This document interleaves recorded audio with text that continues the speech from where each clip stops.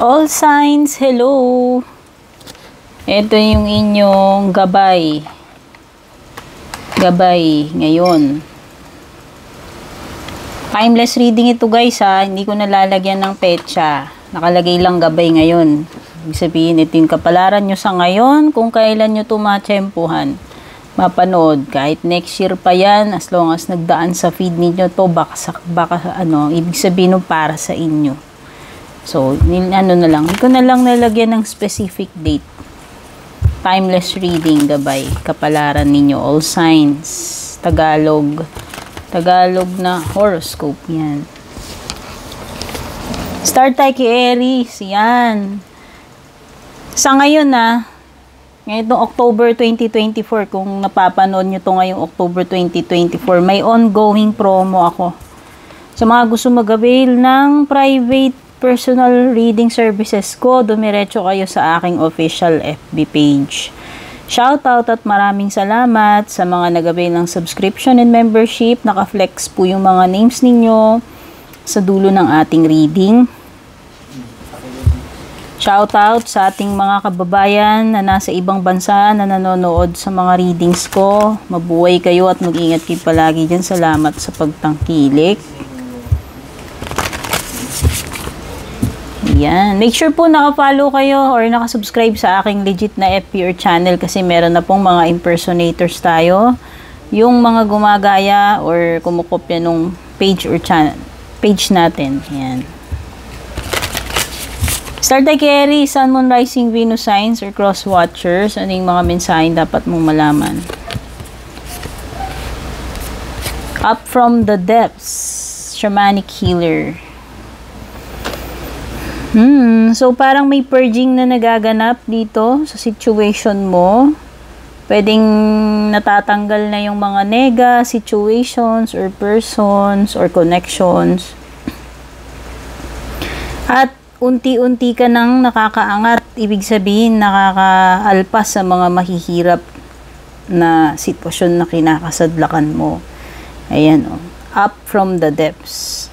Parang deliverance to parang pagkaka-rescue mula sa dark times or yung mga madidilim na pinagdadaanan mo. Ano man tong pinagdadaanan mo na difficulty, unti-unti ka nang mare-rescue or makakaalis dyan. Okay? At ito nga yung cleansing. Sabi ko nga may pagpupurge, may mga pagde-declutter. Unti-unti nang natatanggal yung toxicity sa sistema, sa kapaligiran mo, whether sa relationships man yan or sa sarili mo, no? Kung magdi-detox ka mismo sa sarili mo. Leo, Sun, Moon, Rising, Venus signs or cross watchers. Teacher, are you a teacher? Yan, baka yan yung profession mo. Or ikaw ba ay mentor or someone na pwedeng nagbibigay ka ng guidance sa iba? Someone na nagtuturo, nagkukultivate ng ibang tao. Ayan. Professor ka man or hindi, yan. Pwedeng meron kang maibabahagi sa iba meron ka maibabahaging knowledge, no? Or maaaring you are dealing with, ewan ko, meron ba talagang teacher dyan, ikaw or someone you are dealing with? Pero kung hindi naman to about teacher, ibig sabihin lang merong matututunan. Ayan, no? May bagong path, merong mga bagong learnings, pwedeng wisdom, pwedeng experiences o skills, basta anything nakapupulutan mo ng aral, matututunan mo. Kumbaga, ikaka-evolve ng kaalaman mo ng pag-iisip mo. Spiritual learning man yan or sa education, no? Ayan, no, may mga guides. So parang ang feeling ko, spiritual na mentor or teacher mo So parang guardian angel parang nagkakaroon ka ng awakening or spiritual leveling up or transformation. Yan. Ayan, oh. Dalawa. Grabe, nagulat ako. Yung card mo, oh, teacher, tapos dito spirit mentors and teachers. So ano to? Pwedeng hindi talaga in the form ng tao. Pwedeng in the form ng angel or yung mga beings na nag-guide sa'yo para matutunan mo itong mga pinagdadaanan mo na to. Maaring meron kang pagdadaanan and then may kapupulutan mo ng wisdom or spiritual transformation, no? Sagittarius, Sun, Moon, Rising, Venus, Signs, Cross Watchers. Ito yung iyong timeless gabay. Yan, gabay kapalaran.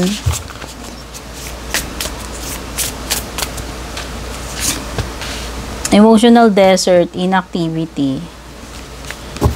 Past lives. Okay. So, maaaring iba, kayo ay parang stagnant. Ayan, oh. Wala, parang lifeless, tuyot. Walang kabuhay-buhay itong current situation mo. Oh.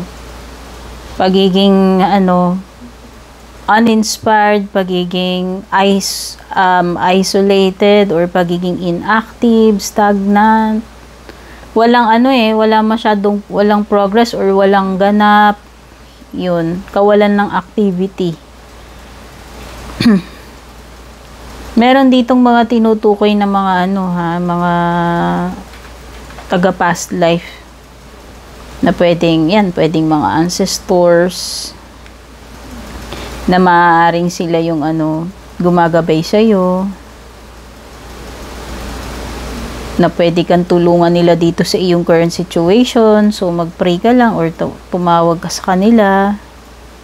O, merong mga dito, karmic lessons. Ibig sabihin, yung mga lessons na pwedeng magpaulit-ulit hanggat hindi mo siya natututunan. Okay? Maaaring in this lifetime or sa ibang lifetime. Yan. Na hanggat hindi mo nare-realize or natututunan yun, may tendency na babalik at babalik hanggang ma-realize mo or matutunan mo yung mga lessons na yan.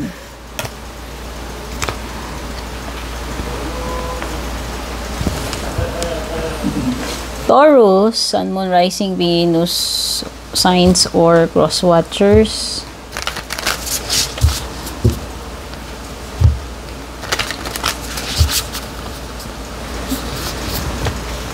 Healing heart. Uy, meron ditong love, acceptance, romance. Baka may mga connections na mag-heal, na di-develop. Ayan, pwedeng magkakaayos kung galing sa disconnection, disharmony, or nagkaroon man ng yung period na nasaktan, nasugatan yung puso, yung relationship. Ayan, yung healing. Okay, may it be love, yan, or romantic, or friendship, or sa family, or sa sarili mo. You are already nandoon sa path ng healing. Basta may healing, lahat ng form ng healing. Yan. Depende kung ano yung nagre-resonate sa iyo. Sa ngayon, Taurus.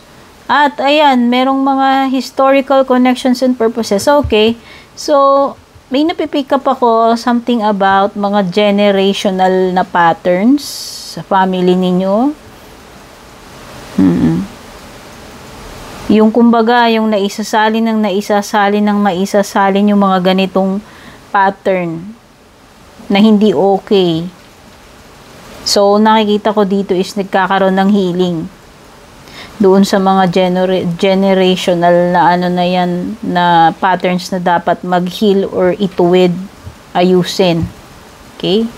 So, yun yung nafe-feel ko. Kaya kung may mga, halimbawa, generation na hindi nag-uusap-usap yung pamilya na yun, nagkaaway-away dahil sa ganito ganyan. Yan, na nakikita ko is healing ng ng lahi ng lineage ninyo. So, ano man yung mga patterns na yon na naging toxic, unhealthy, or kailangan ng healing, yun yung nagkakaroon ng healing ngayon sa sitwasyon mo, sa present situation na to. Okay? Virgo, Sun, Moon, Rising, Venus, Signs, or Cross Watchers. Ito yung iyong timeless gabay kapalaran. Kahit kailan mo ito mapanood, walang expiration ito, Virgo. Timeless nga.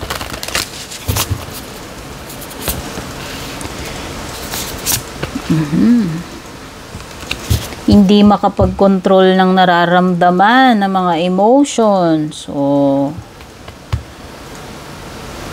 may mga bagay na hindi mapipigilan or mga emotions na hindi mapipigilan, Virgo, dito sa sa situation mo.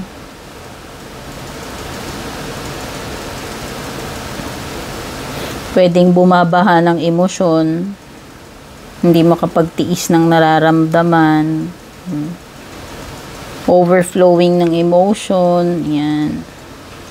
Strong Strong yung currents dito yan kung makikita mo. Kaya mahirap kontrolin. Masyadong malakas yung flow ng emotions. Ayan yung current hindi kayang pigilan. And meron ditong something about family. Sinasabi dito is expansion, legacy. So, pwedeng ito ay may kinalaman sa pagbubuo ng family.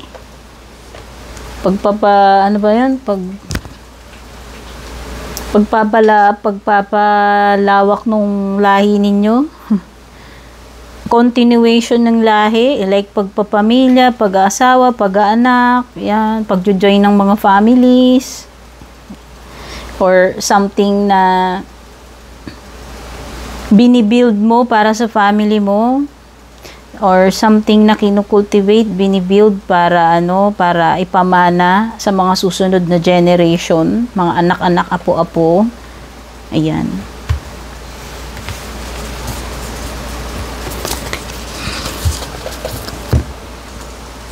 Capricorn, Sun, Moon, Rising, Venus Signs, Cross Watchers. Ito yung timeless gabay kapalaran. Walang expiration, timeless, kahit kailan mo mapanood, lungos nakaka-relate ka. May Archangel dito, baka ikaw ay gwardyado, ginagabayan ni Archangel Raguel. Di ko alam paano basahin. Raguel, di ko alam. And dito, mga keywords niya is about justice, harmony, and solutions. Tapos dito naman, you have achievement, completion, reward. Wow! So, mukhang may maa-accomplish ka, no? Ito, kung nakikita mo, panalong-panalo si kuya, narating niya na yung finish line. Ibig sabihin, ito na yung completion ng kung ano man itong na-accomplish mo, goal, or kung ano man. Natapos na yan, victory. Meron kang makukumpleto, matatapos na sa positive side. Okay? Ayan, meron kang reward, accomplishment, nabuo, nakumpleto, natapos. Yan yung achievement mo. Halimbawa, isang matagal na period ng pag-aaral, or meron kang pinapaaral, yan, natapos na, finally, nakagraduate na, or halimbawa, mas matagal mong binubuno yung pag-iipon para sa pagpapagawa ng bahay, or matagal mong binubuno yung pagpapagawa ng bahay, ayan, pwedeng meron ng completion, finally, tapos na yung bahay, ayan. Ito naman, justice, harmony, solutions. Okay. So, yan, kung i-relate ko sila pareho, sa tingin ko, kung meron kang matagal na project, problema, or pinagdadaanan, ito na yung katapusan, ito na rin yung solution. Makakahanap ka na finally ng solution dito sa matagal mo ng problema. Or, kung matagal na naging unfair sa'yo si kapalaran, or kung sino man, finally may justice. Kung matagal na period na nawalang kaayusan or hindi naging peaceful, andito na yung harmony. Manunumbalik na yung balance, yung peace, yung pagiging maaliwalas, pagiging okay, pagiging maayos. Yan.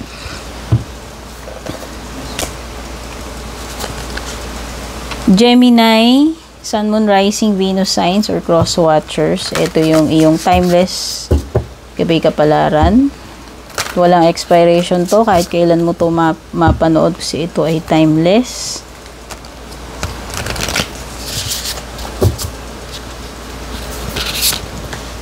Emotional desert at saka, ay, naulit. Palitan ko kasi nahugot ko na to dun sa isang sign eh. Yan. So, Gemini, ito yung iyong timeless gabay kapalaran. Walang expiration ito kasi timeless nga kahit kailan mo ito mapanood. Gemini, Sun, Moon, Rising, Venus signs or cross watchers. Letting go of urgency and past life guides.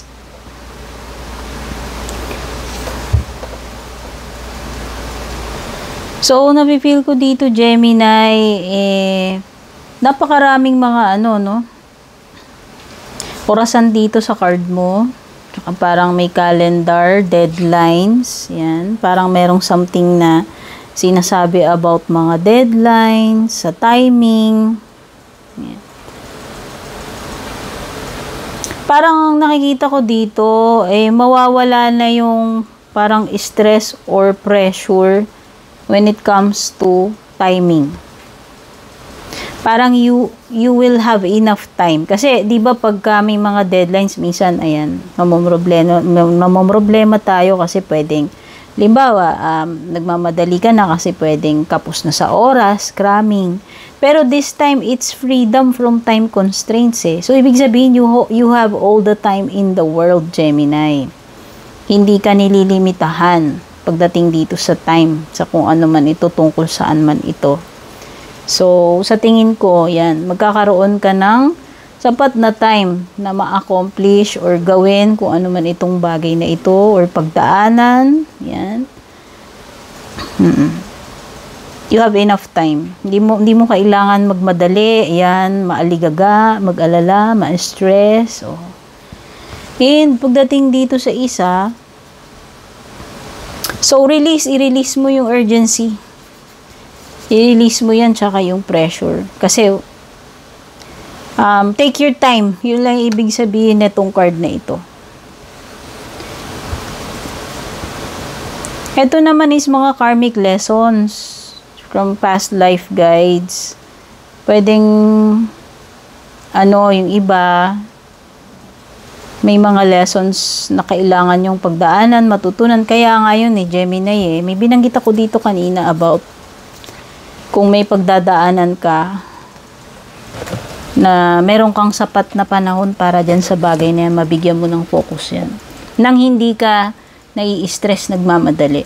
Ito rin yun. Parang merong something about something na dapat mong matutunan or ma-realize sa buhay mo. Ibig sabihin, bigyan mo ng time yung sarili mo. Hindi mo kailangan magmadali, i-pressure yung sarili mo. Take your time tungkol dito sa karmic lesson na ito na dapat mong matutunan. Libra, Sun, Moon, Rising, Venus signs or cross watchers. Ito yung iyong timeless gabay kapalaran.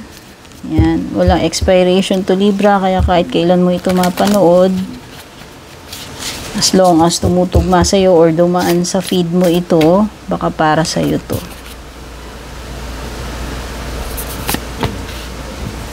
Thought by vibrations, tapos meron kang divine presence. Pag sinabi nating divine presence, maybe it's a presence of an angel. Basta sa anything from the divine na ayan ito yung presence na nag-guide sa'yo towards love and creation. So, maaaring yung iba, you are experiencing a spiritual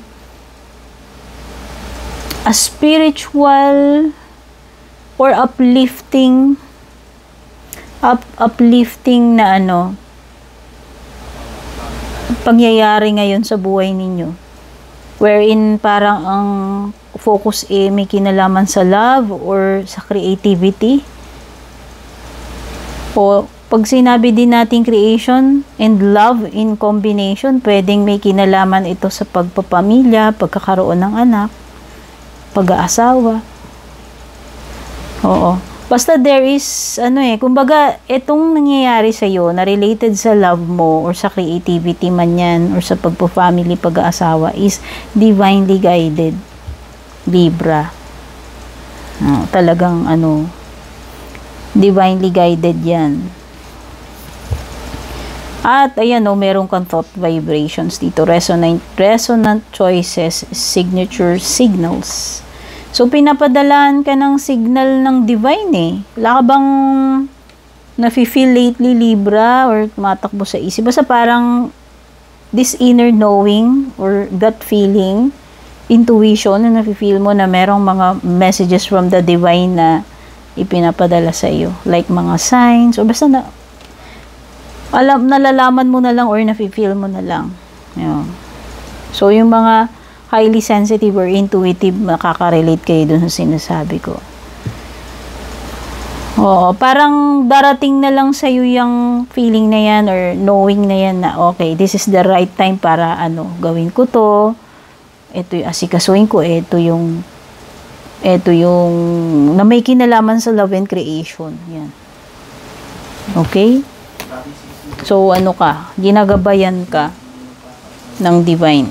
Aquarius, Sun, Moon, Rising, Venus signs or cross watchers. Ito yung inyong timeless gabay kapalaran. Walang expiration ito, Aquarius. Kahit kailan mo ito makita kasi timeless reading ito. As long as dumaan sa feed mo or nakaka-resonate ka, baka talagang para sa'yo ito. Relaxation and Archangel Haniel. Haniel, yan, merong angel dito. Baka ginagabayan ka ngayon ni Archangel Haniel. Ang ibig sabihin nito, Aquarius, may mga blessings na paparating sa iyo, ayan. Meron ding happiness or joy. At ikaw ay divinely guided by your angel. Ayan, may intuition. So, may malakas na sense or intuition sa panahon na ito ngayon, siguro sa iyo. Yan, maaaring yan yung mga nararanasan mo or paparating pa lamang sa iyo. Magkakaroon ka na ng time, Aquarius, para makapagpahinga, makatulog, makabawi yung katawan mo, or magkaroon ng quiet, peaceful time or alone time or vacation. Ayan, Ayan na. Ito na yung mga peaceful na panahon. Tapos na yung mga panahon ng stress. Tapos na yung mga panahon ng galit or worries or sadness. Magiging peaceful na uli. At makaka-recover ka na uli kung kailangan mo ng time sa sarili mo or ng pahinga or ng healing. Ayan, meron ding mga happy times, Joy and happy times. So, nakikita ko magiging masaya na uli yung mga susunod na panahon para sa iyo, Aquarius. Cancer, Sun, Moon, Rising, Venus signs or cross watchers. Ito yung inyong timeless gabay kapalaran. Walang expiration ito kahit kailan nyo ito mapanood. As long as nakaka-resonate kayo.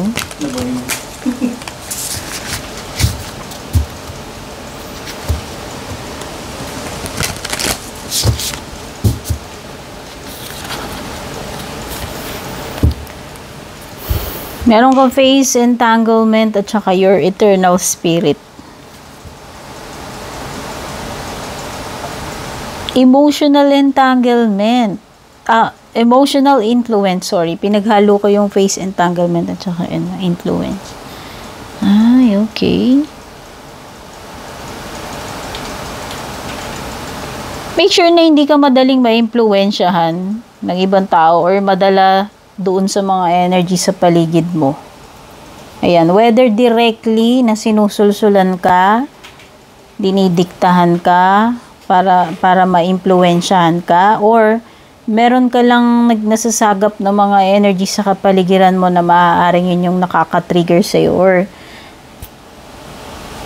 maaaring nai-influence ka ng mga energies surrounding you. Yan, whether people or energies yan sa kapaligiran mo. Cancer na toxic or masama. Yan, ano mo yan.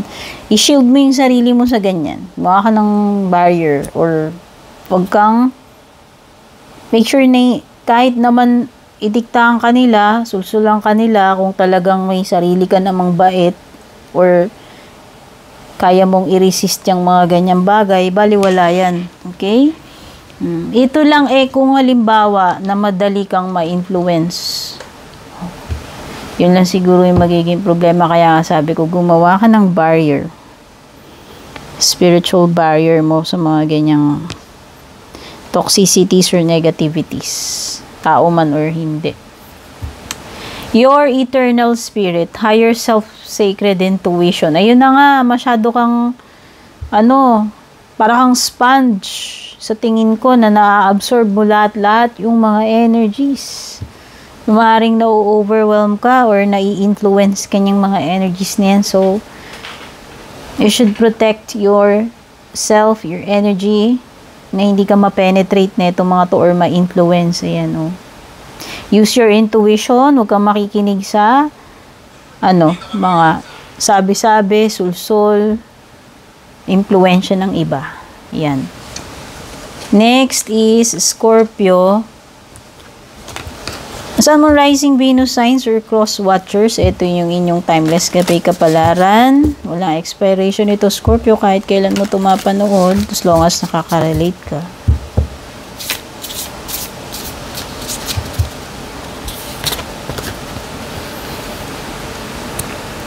Family tree.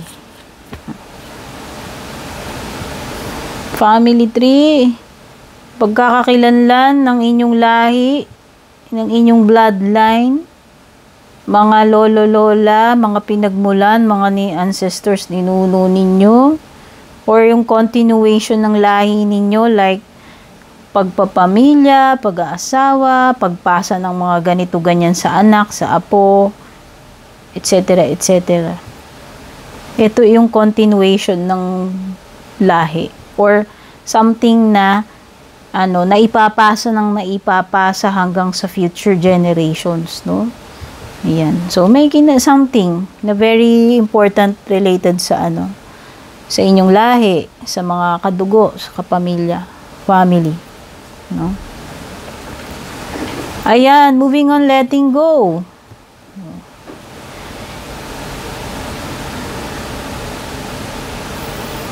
So, yung iba, hindi ko alam pero parang nagkakaroon na kayo ng freedom. Unti-unti na kayong nakalaya sa ganito. Halimbawa,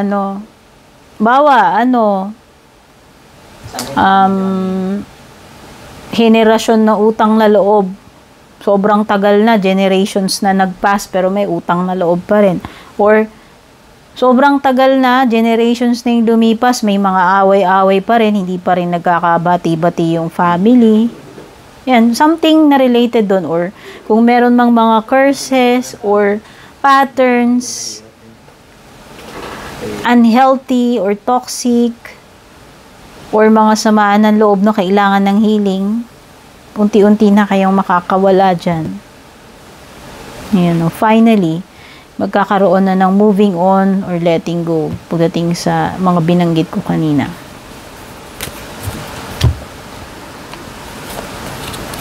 Okay, last sign is Pisces. Pisces, Sun, Moon, Rising, Venus signs or cross watchers. Ito yung inyong timeless, Gabay Kapalaran. Wala itong expiration, Pisces, kaya kahit kailan mo ito mapanood, as long as na-tsempuhan mo, baka para sa'yo talaga ito, or as long as nakaka-relate ka.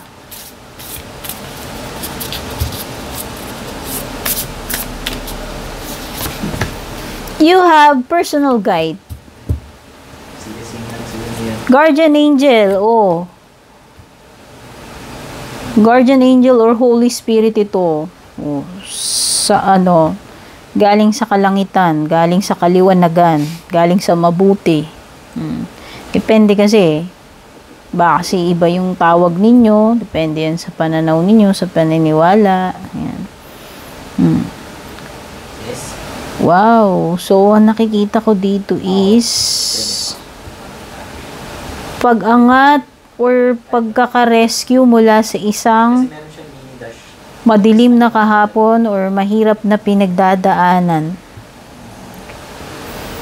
Kung meron ka mang naging period na ganyan, na kailangan mong ma-rescue, maiangat, maiahon dyan yan, maiahon dito sa kinasasadlakan mo na yan, na paghihirap or suffering or madilim na pinagdadaanan, unti-unti ka nang mare-rescue, maiaangat ka niya papunta sa liwanag. So, ang ibig sabihin lang nun ay magiging better na. Magi-improve na. Maaalis ka na dun. Finally, magkakaroon ka na ng healing, magbabago na yung buhay mo, magiging maaliwalas na yung kalagayan, yung sitwasyon mo, mare-rescue ka na doon. Makakaalis ka na doon sa lugar na yon kung saan matagal kang naghihirap or napaparusahan or nasa kadiliman, nasa confusion or kung ano man yung mga dark times na yon. Okay? And dyan is with the help of God or your angels or the Holy Spirit. Ayan sila. This is a divine intervention. Divine intervention. A miracle na sila yung humugot sa iyo, nag-rescue sa iyo dyan para makaalis ka na dyan. And you need to pray. Magpasalamat. No? Na finally, ikaw ay na-rescue na dito sa dark times na to ng buhay mo. Or dark ages, no? Dark ages talaga yun. Or dark period ng buhay mo. Ayan. So, yan. Maraming salamat all signs. That's all para dito sa inyong Timeless Gabay Kapalaran sa ngayon. Sana maging makatulong itong reading na to, magsilbing gabay, makapagbigay ng kaliwanagan, kasagutan sa inyo. Take care, God bless, babush!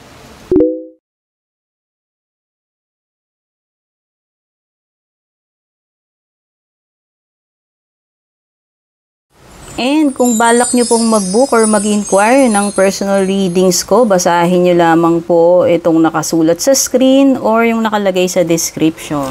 Shoutout at thank you sa ating mga YouTube channel members, Juliet Saito, Vel, Mildred, Julian, Alejandra, Maya 2.6, Michael, Rosel, Belen, Melinda, Jane, Devi, Joy, Gwen, De Luna.